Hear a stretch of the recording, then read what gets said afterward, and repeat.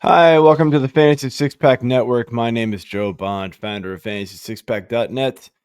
With me today, Connor Thomure. What's going on, man? Just excited to talk about what I think is probably the best position in baseball here. So, Absolutely. And if you haven't figured that one out already, we're going to be talking some shortstops. Connor's top 10 here as of right now is mid-January, but things will change. So make sure to keep up to date on those. Connor and I will be posting our top 350 overall. So a lot of guys here on the site fantasysixpack.net. And of course, to get access to those, you need to be an all access member. So you get that, the draft cheat sheets, you get the access to us on Discord during the season. There's a lot of other great content, DFS stuff if you dabble in that. So it's well worth it. Use promo code F6P MLB25 and save yourself 15%. And of course, also, while you're here, hit that subscribe button, hit that like button, leave us those comments. We love to hear from you. And look, if you want to take your chance at playing against us and a bunch of other fans in a big fantasy baseball league, jump on over and join the Fantasy Six Pack Series. Winner's gonna get this bad boy over here. It's right above my left shoulder. This trophy here, I got one. This will be the fourth year of the league, so it's a big.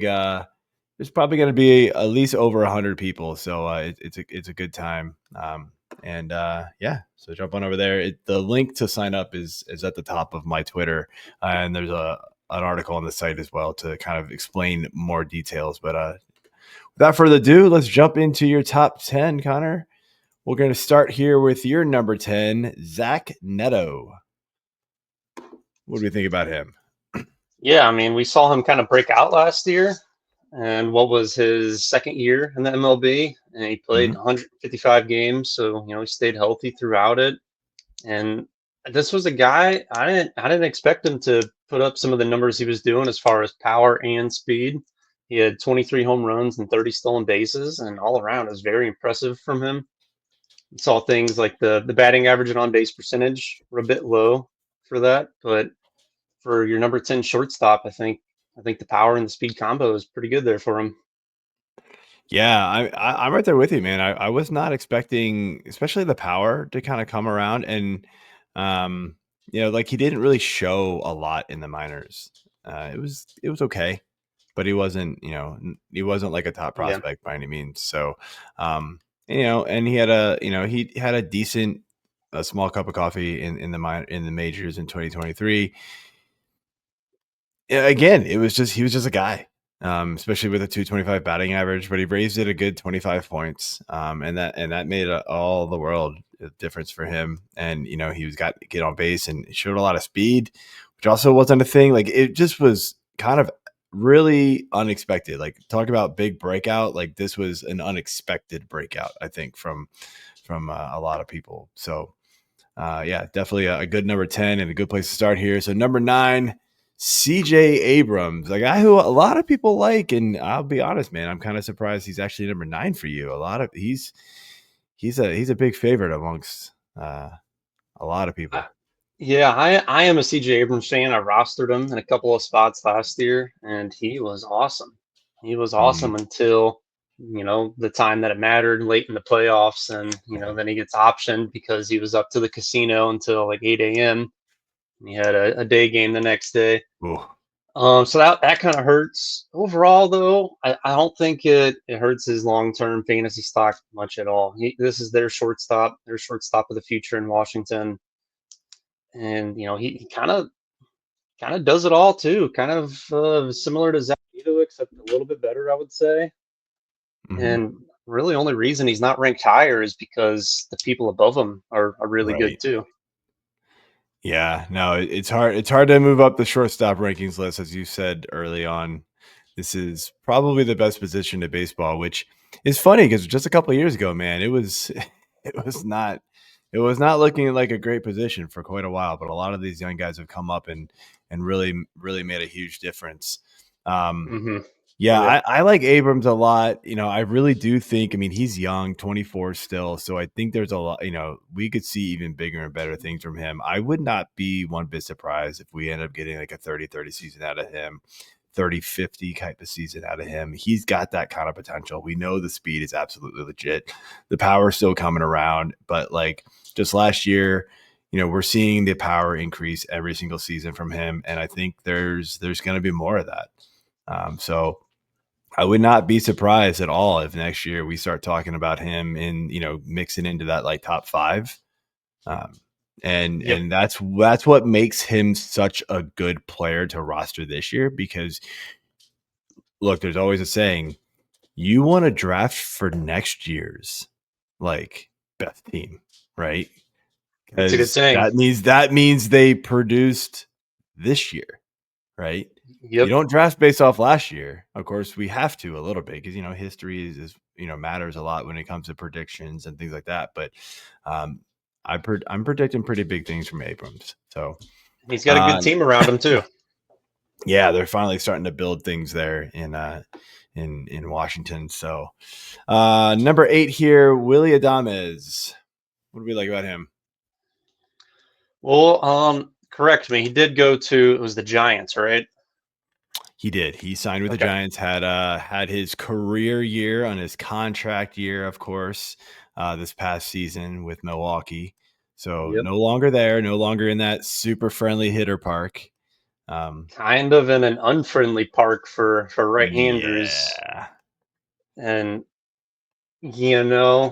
after coming off that career year, I think he's going to still be good because he's a good hitter. He's a great hitter, but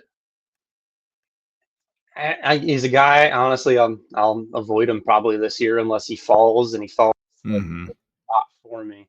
He's not someone I'm going to reach and grab because I'm expecting him to put up the same exact numbers he did last year. If anything, they're probably going to maybe fall just a little bit.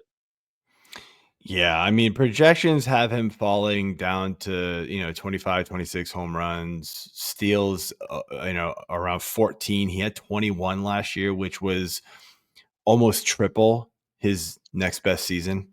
So, I mean, I honestly wouldn't be surprised if he drops to under 10 steals again. He's never hit Yeah, double digits ever. And it's not because of lack of playing time type of thing. Like he's had 149 games, 139 games. Not a full season, but you're not going to play an extra like 10 games and get an extra 5 steals in 2023, right? Like that's just not going to happen most exactly. likely. So I wouldn't be at all surprised if he drops below double digit steals. I think the power is legit. 25 upwards of 30. It's kind of what you're going to get.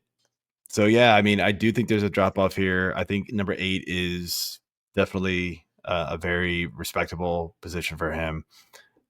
I will say this though, like the Giants, like always just seem it's the Giants. Like what? Like they're not any good. Like their offense is always really sneaky good.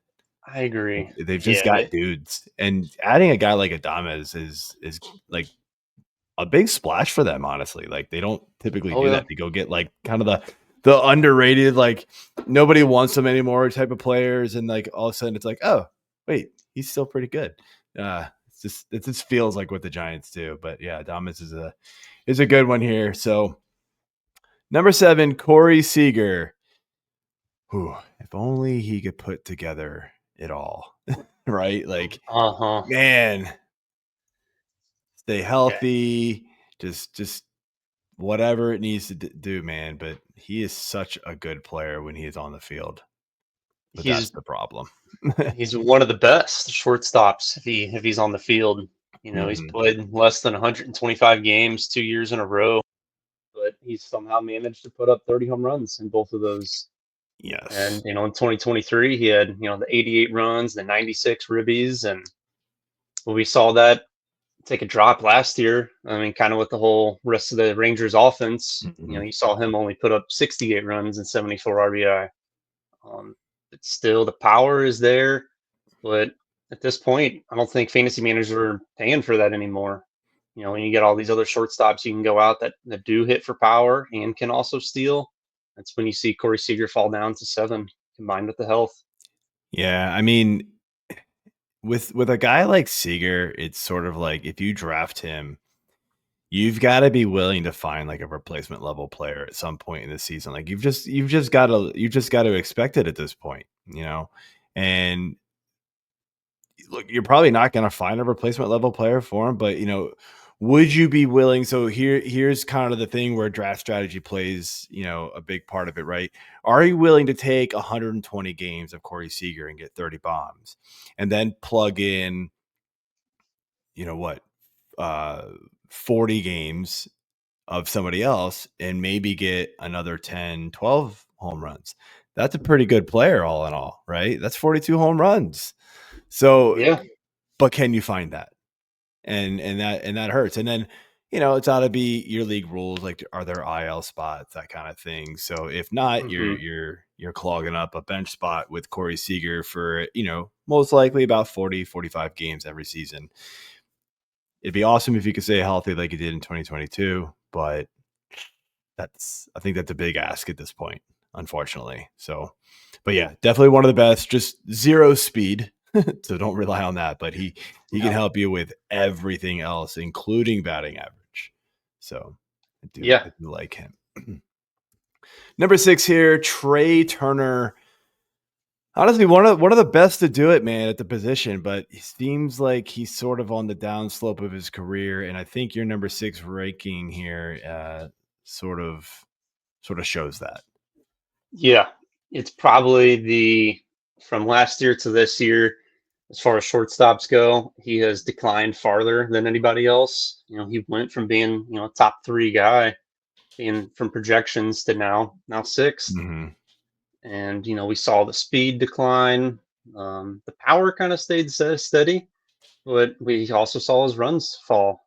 And the run production wasn't there because the steals weren't there. And it's an iffy spot, but it is somebody that I haven't looked at his ADP. It is somebody that if he is going at a discount, I could be interested in.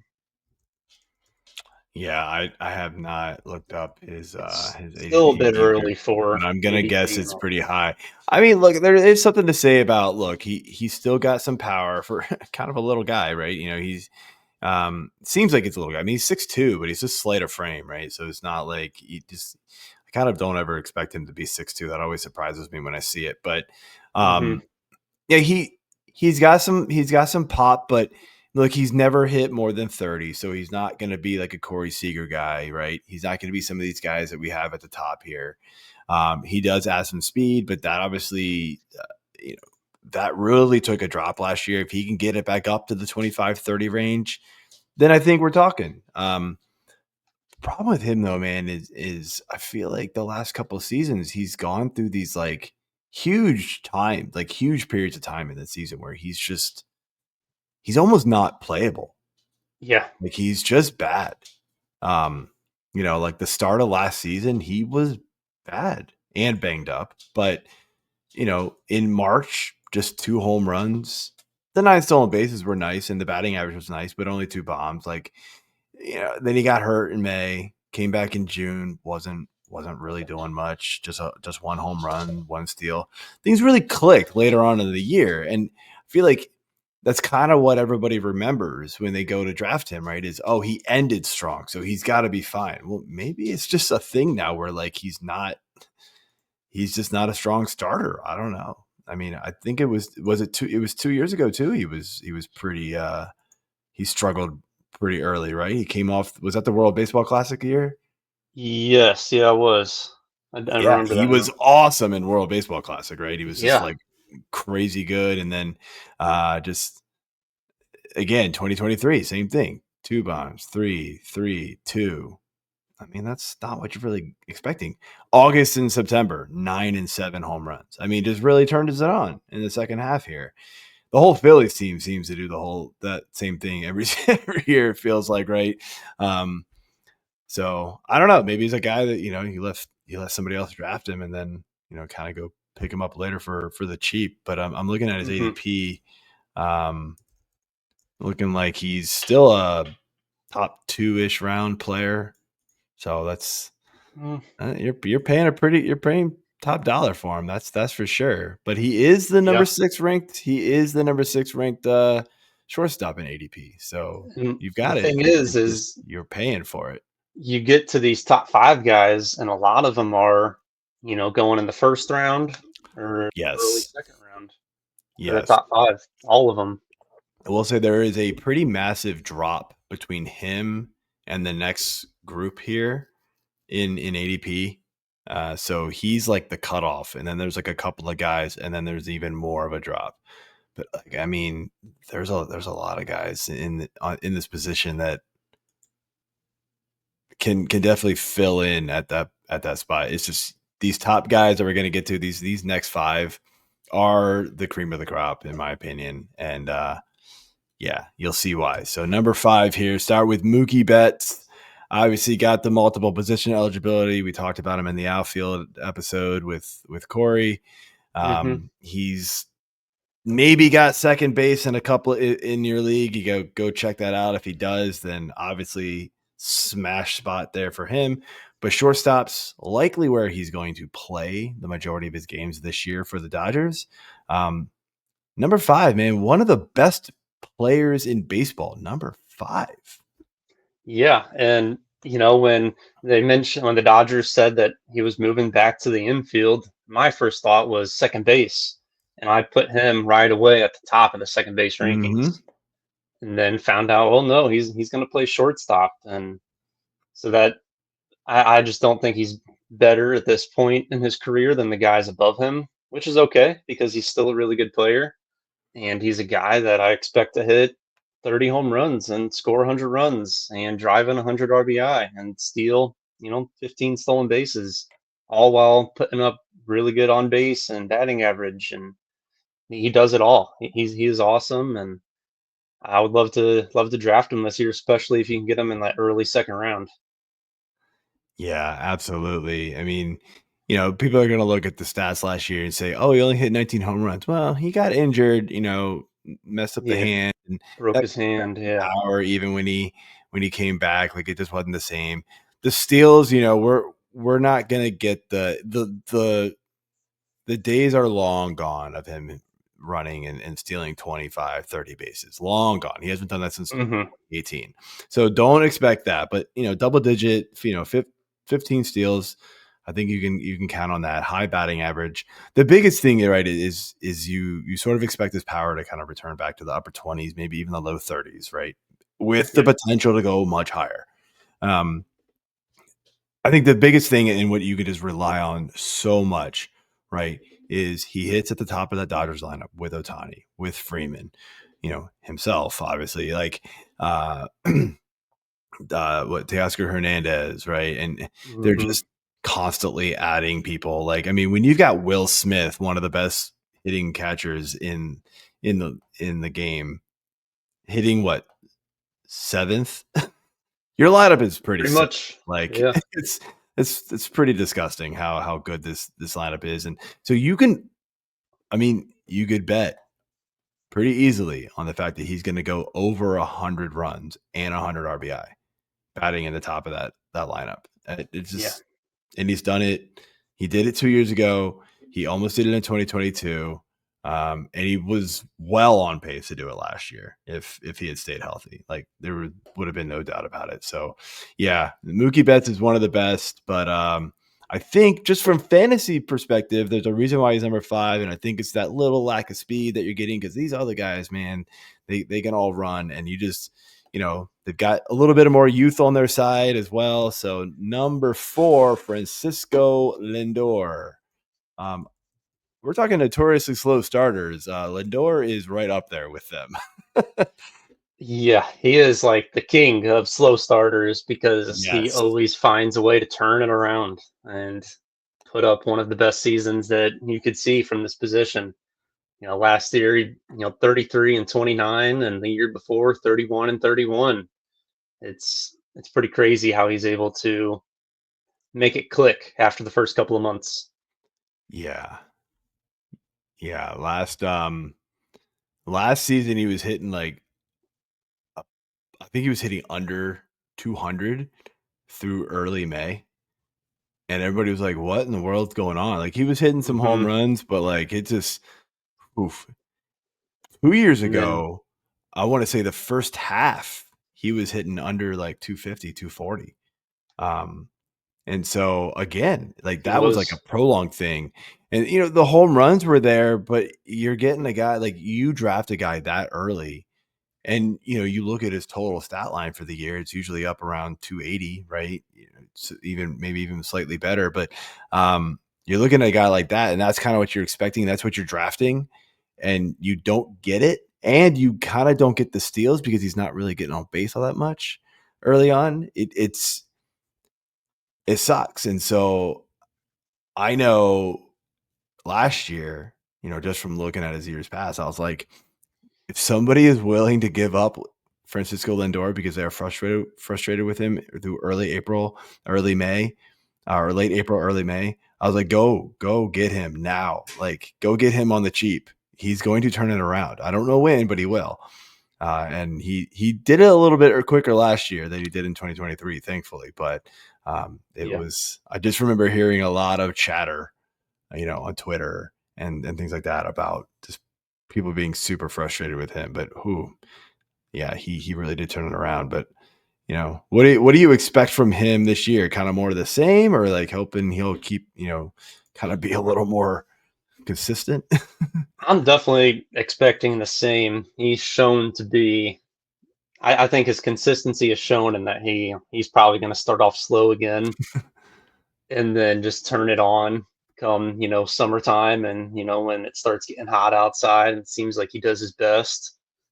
And now he's got new teammate there in Juan Soto, and that Ooh, might just continue bringing out the best of him. So we yeah. might even see an improvement from him. So would you? So knowing just what you said, would you draft him around his ADP, which is 14, 15? Is I that would. somewhere you'd be comfortable taking him, knowing you're going to get that slow start out of him, most likely? Yeah, I'd be okay Okay. with that. All I would right. prefer, me personally, though, I would prefer to get one of these top three guys and then Okay. not get Lindor. But if these top three guys go and I don't have a chance for them, then Lindor is like the next best. Okay. All right. So number 3 here, Ellie De La Cruz. Human highlight reel, super fun to watch, and very electric. Um, should be like one of MLB's poster boys, honestly, but they suck at promoting their players. So, Yeah, I mean, come on. We, but guy's got enormous potential. The stat line at the end of the year is crazy good every single year now. So, what do we like about him and he's for him to be electric. number 3? He is, yeah, just absolutely electric. 67 stolen bases in 2024. And that Mhm. is, I mean, it's fun to watch. And he got caught stealing 16 times. Think if he converted on a handful of those more, we're Yeah. talking 75 stolen bases. And I mean, Mhm. just just from like that standpoint alone, it's hard to replicate that for any player in MLB. But then you also throw in 25 home runs last year, and people are projecting that to increase. Some projections have him going up to 32 home runs this year, and it's still early, so it might change a little bit. But yeah, I mean, you get 30 home runs and 70 stolen bases. That's an easy 100 run, 100 RBI year, and one of the best players in baseball and a possible MVP. Is the big issue though is the consistency. Is he going to be able to do it for the entire year, or is he going to put those weeks up where he's basically nothing and he drags your team down and you get some losses? Yeah, I mean, consistency for me is a big deal in fantasy, especially if you play head-to-head leagues. If you're in a roto league, maybe you can sort of just hang on to it and figure it out. But if you're in any sort of like head-to-head format, consistency matters. And De La Cruz is the guy who I kind of balk on because of it. I know the numbers at the end of the year are just enormous, but man, he literally will lose you weeks. He will go Yeah, 0 for 50.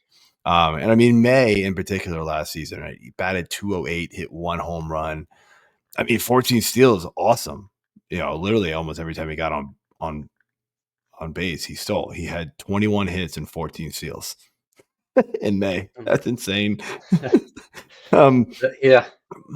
but I think you also look at the fact that one of the reasons why he does struggle is it's the strikeout numbers. His overall strikeout numbers on the year, 31.3%. It was 33% the year before. So an improvement, but is that enough of an improvement to be like, oh, he's fixed it? No, definitely not.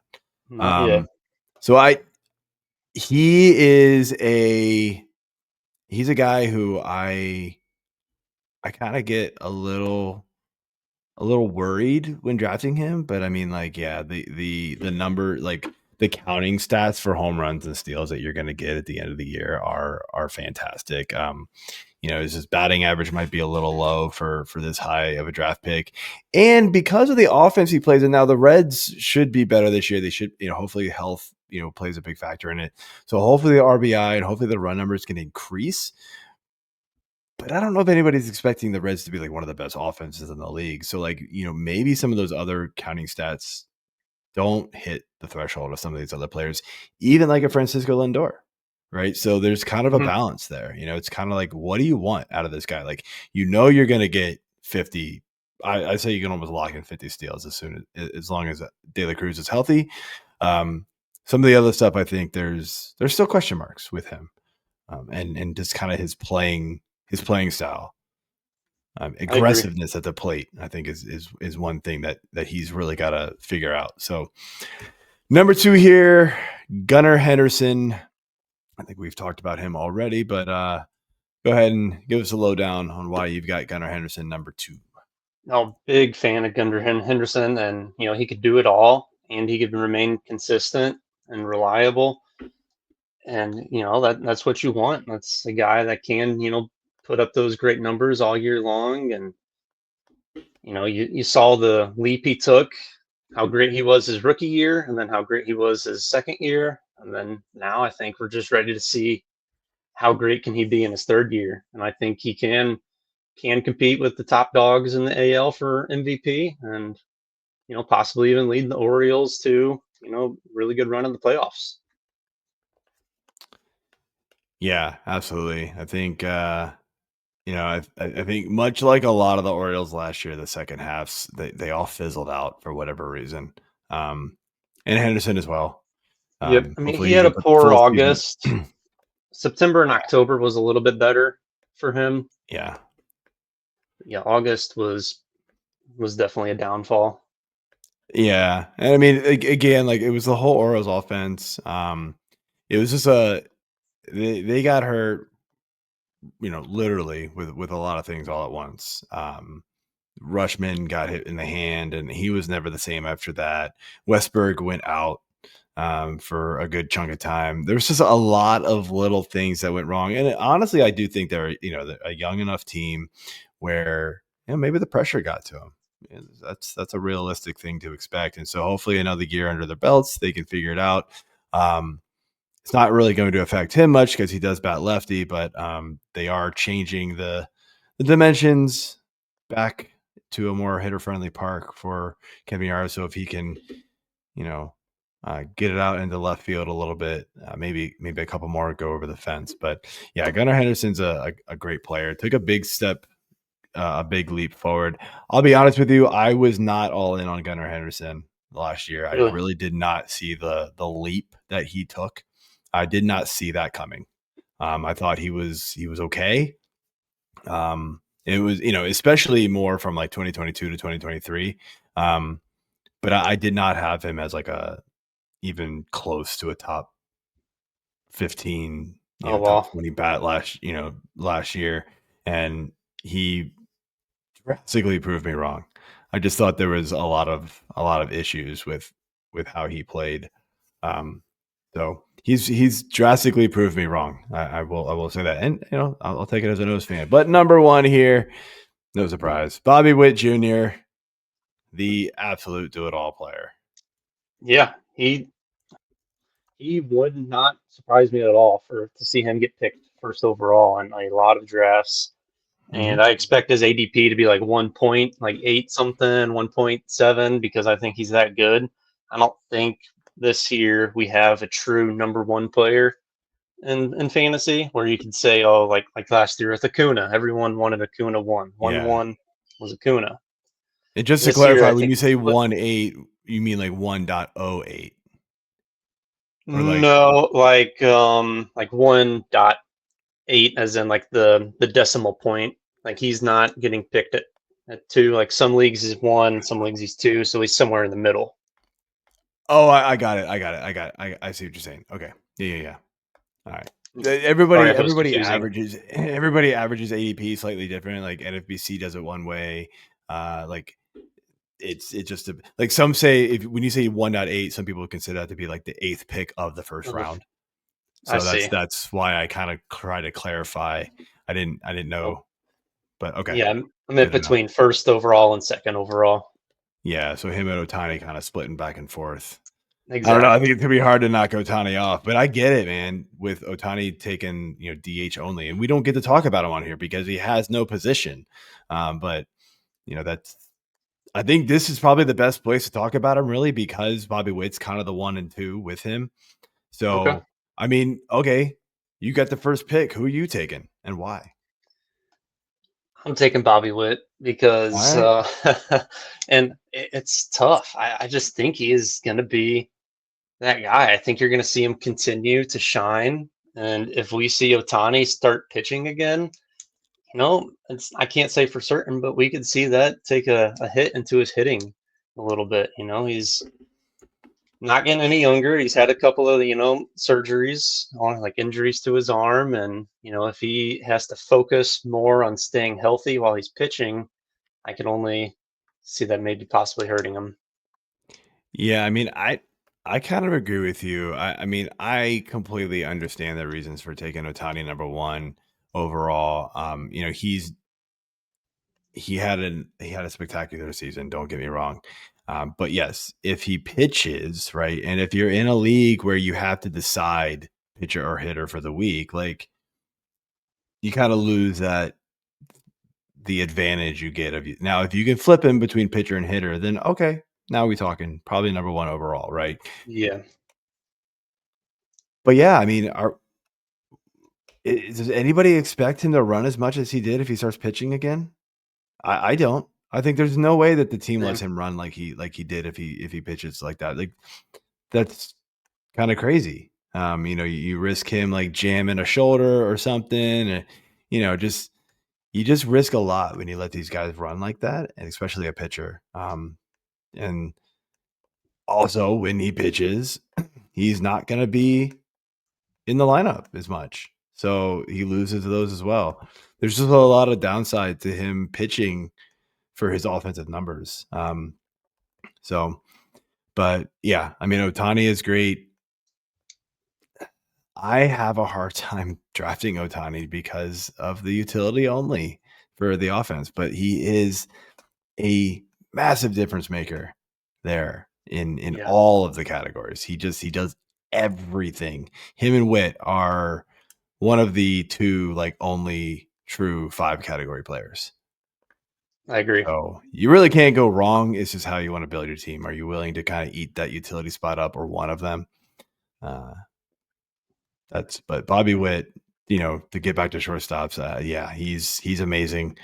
Um, Another guy that honestly, like, I mean, a couple of years ago, people were all over him, and I was like, I mean, I'm not so sure. Like, I Wanted mean, to see more.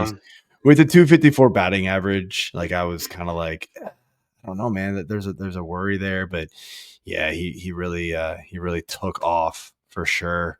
And I was kind of worried that the Royals offense was just going to hold him down, like they do a lot of Hmm. players that are really good, like because they just don't seem to build around it. But he figured it out no matter what. Like, 125 runs, 109 RBI last year. That was crazy. So It was. He hopefully made the they can people around continue him to, better. yeah, hopefully they can build around him more, and not just kind of leave these guys kind of on an island. So, but all right, man, that is it for the for the shortstop position. I want to thank you, Connor, for going through your top 10 with us. And if you're still here, Make sure you hit that subscribe button, the like button, jump over to Fantasy Six Pack, become an all access member. If you heard my dog, he agrees. And he's looking at me. Yep. And jump in and play fantasy baseball with us. The Fantasy Six Pack series. Search for it on my Twitter. It's pinned at the top of my feed. And with that said, check you later.